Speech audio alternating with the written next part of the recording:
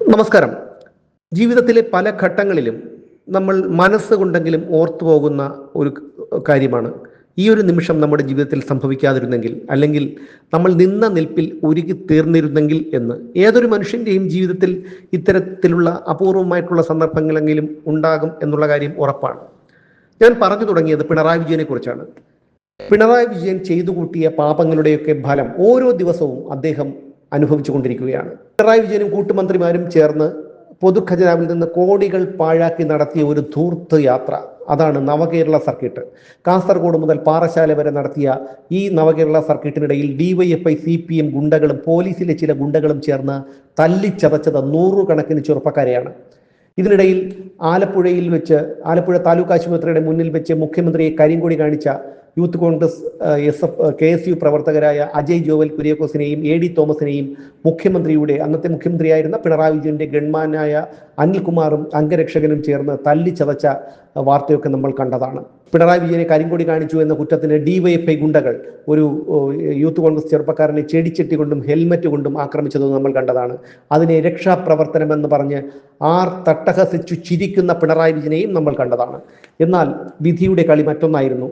അന്ന് ആലപ്പുഴ താലൂക്ക് ആശുപത്രിയുടെ മുന്നിലിട്ട് തല്ലിച്ചതച്ച AD Thomas എന്ന KSU നേതാവ് ഇന്ന് പിണറായി വിജയനെ പോലെ പൊതുജനങ്ങൾ തെരഞ്ഞെടുത്ത് നിയമസഭയിലേക്ക് അയച്ച ഒരു ജനപ്രതിനിധിയാണ്. കള്ളവോട്ട് ചെയ്തിട്ടല്ല AD തോമസ് നിയമസഭയിൽ എത്തിയത് എന്നുകൂടി ഓർക്കണം. എന്തായാലും കഴിഞ്ഞയാഴ്ച ഇത്തരത്തിൽ പിണറായി വിജയന്റെ അടുത്ത് വന്ന് തന്നെ പരിചയപ്പെടുത്തുന്ന AD തോമസിന്റെ ഒരു ചിത്രം മാധ്യമങ്ങളിൽ പ്രസിദ്ധീകരിച്ചിരുന്നു. ആ ചിത്രം കാണുന്നവർക്ക് ആ പിണറായി വിജയൻ എന്ന മനുഷ്യൻ അപ്പോൾ അനുഭവിച്ചിരിക്കുന്ന ഒരു മാനസിക സംഘർഷം അല്ലെങ്കിൽ ഒരു സ്വയം അവജ്ഞ എത്രത്തോളമാണെന്ന് ചിന്തിച്ചിട്ടുണ്ടാകും ചിലരെങ്കിലും. എന്നാൽ ഇന്നലെ നിയമസഭയിൽ ഈ AD തോമസ് പിണറായി വിജയനെതിരെ ആഞ്ഞടിച്ച ഒരു സ്ഥിതിയുണ്ടായി.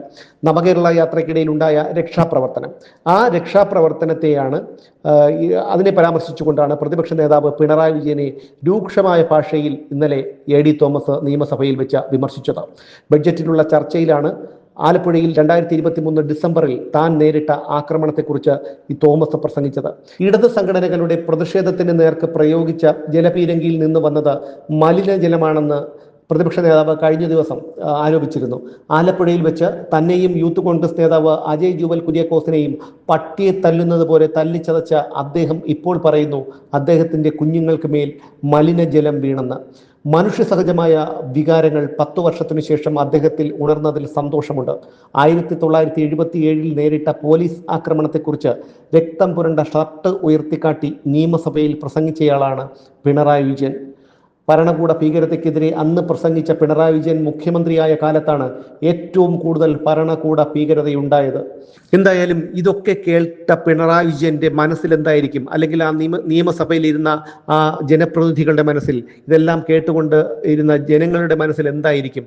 പിണറായി വിജയൻ കഴിഞ്ഞ 10 കൊല്ലങ്ങൾ കാണിച്ചു കൂട്ടിയ തെമ്മാടിത്തരങ്ങളും ക്രൂരതകളും കണ്ട് ഞെട്ടിയവരാണ് നമ്മളൊക്കെ. 1977 അന്ന് ചെറുപ്പക്കാരനായിരുന്ന പിണറായി വിജയൻ പോലീസിന്റെ മർദ്ദനത്തിൽ അദ്ദേഹത്തിന്റെ ഷർട്ടിൽ രക്തം പുരണ്ട ആ ഷർട്ടും കൊണ്ട് അദ്ദേഹം നിയമസഭയിൽ ഉയർത്തിക്കാട്ടി പ്രസംഗിച്ചത്. അതേ പിണറായി വിജയനാണ് പിന്നീട് ഈ ചെറുപ്പക്കാരെയൊക്കെ, തൻ്റെ മക്കളുടെയും പ്രായമുള്ള ചെറുപ്പക്കാരെ പോലീസും ഗുണ്ടകളും തല്ലിച്ചതയ്ക്കുന്നത് കണ്ട് തട്ടഹസിച്ചു ചിരിച്ചത് എന്നുള്ളതാണ്. എന്തായാലും AD തോമസ് ഇന്നലെ പിണറായി വിജയന്റെ ചെകിട്ടത്തടിക്കുന്നതിന് തുല്യമായിട്ടായിരുന്നു ഇത്രയും കാര്യങ്ങൾ പറഞ്ഞത്. എന്തായാലും ഈ പിണറായി വിജയനെ സംബന്ധിച്ചിടത്തോളം ഇത് അദ്ദേഹത്തിൻ്റെ ഒരു കഷ്ടകാലമാണ് എന്ന് വേണമെങ്കിൽ പറയാം. ഓരോ ദിവസവും പിണറായി വിജയനെ നേരിട്ട് കൊണ്ടിരിക്കുന്നത് തിരിച്ചടികളാണ്. പാർട്ടിയിൽ പോലും കീറക്കടലാസിന്റെ വിലയുള്ള പിണറായി വിജയൻ ഈ ഒരു പ്രതിപക്ഷ നേതാവിന്റെ സ്ഥാനത്ത് കടിച്ചു തൂങ്ങി നിയമസഭയിൽ വന്നിരിക്കുമ്പോൾ ഉളുപ്പുള്ള ഒരു വ്യക്തിയാണെങ്കിൽ ആ സ്ഥാനത്ത് തുടരുമായിരുന്നില്ല എന്നുകൂടി ഓർക്കണം. എന്തായാലും പിണറായി വിജയനെ സംബന്ധിച്ചിടത്തോളം ചെയ്തു കൂട്ടിയ പാപങ്ങളുടെ ഫലം അനുഭവിച്ചേ പിണറായി വിജയൻ ഇവിടെ നിന്ന് പോകാൻ കഴിയൂ. അതിൻ്റെ സൂചനകളാണ് ഓരോ ദിവസവും പിണറായി വിജയന് കിട്ടിക്കൊണ്ടിരിക്കുന്നതും.